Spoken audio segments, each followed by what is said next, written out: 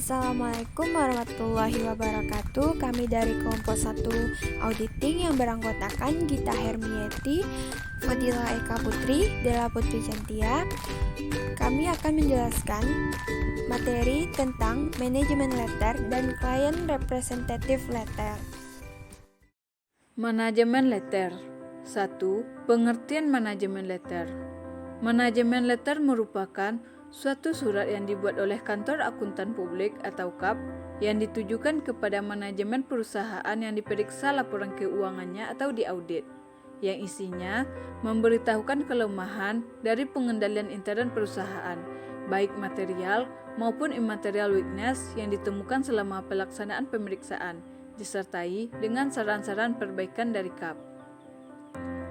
Dalam menjalankan usahanya, KAP tidak diperbolehkan mengiklankan kantornya atau jasa yang diberikan, karena jika hal tersebut dilakukan, berarti KAP tersebut telah melanggar aturan etika Kompartemen Akuntan Publik (IAI).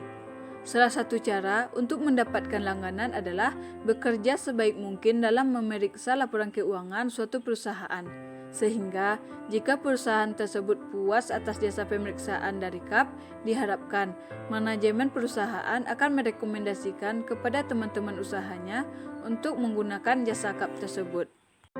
2. Cara membuat manajemen letter yang baik. 1. Manajemen letter harus tepat waktu atau timely. 2. Manajemen letter harus berisi saran-saran.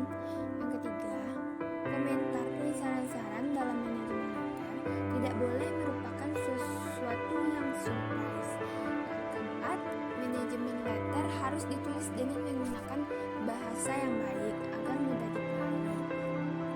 Yang kelima, kelemahan dan saran yang diberikan bisa diurut.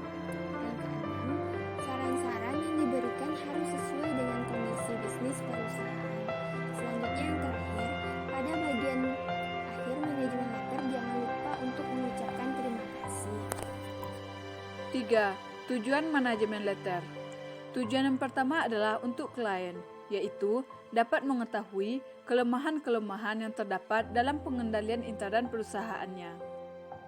Kedua adalah untuk KAP, yaitu menjadikan nama Kantor Akuntan Publik menjadi bertambah baik karena di samping laporan, pemeriksaan akuntan juga memberikan manajemen letter yang sangat bermanfaat bagi perusahaan.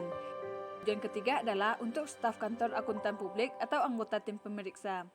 Jika klien Kantor Akuntan Publik bertambah, tentunya kesejahteraan pegawai dapat lebih ditingkatkan dan mendapatkan banyak kesempatan untuk mempelajari pengendalian intern di berbagai macam atau jenis perusahaan.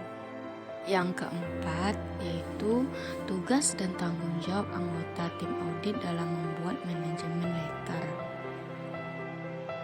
Tugas dan tanggung jawab anggota tim audit dalam membuat manajemen letter. Yang pertama, asisten auditor atau junior staff.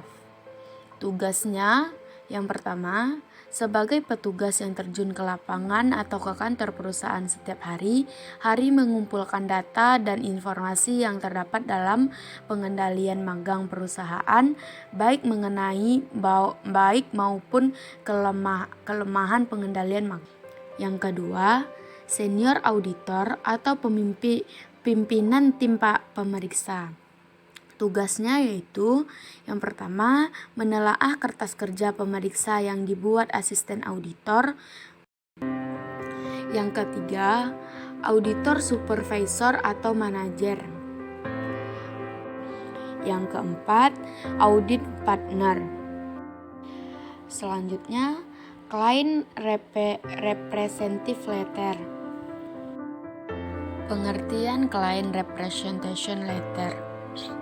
Sebelum laporan audit diserahkan kepada klien, auditor harus meminta surat pernyataan langganan dan klien harus memberikannya.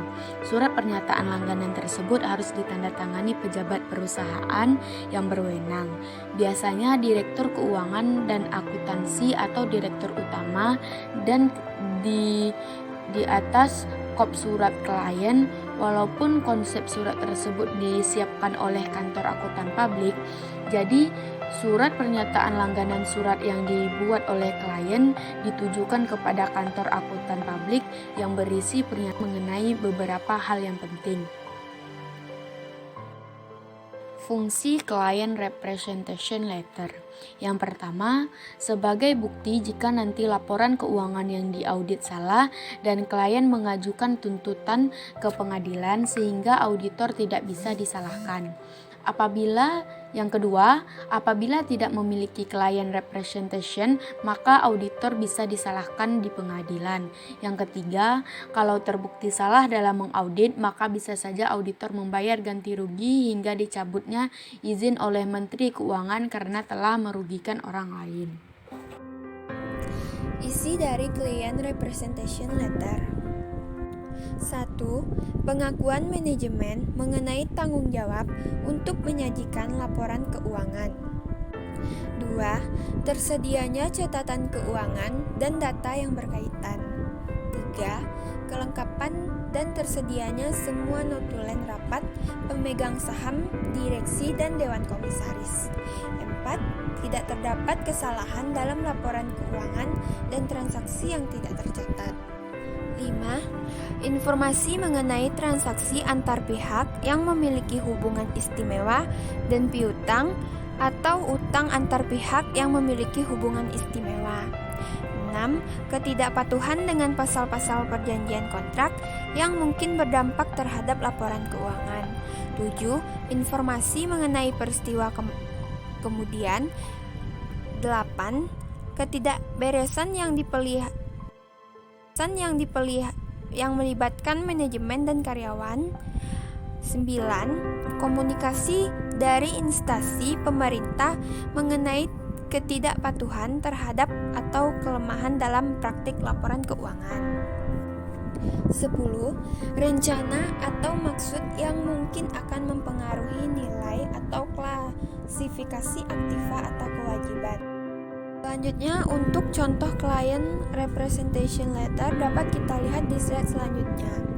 Berikut adalah contoh penulisan yang baik dan benar dari Client Representation Letter.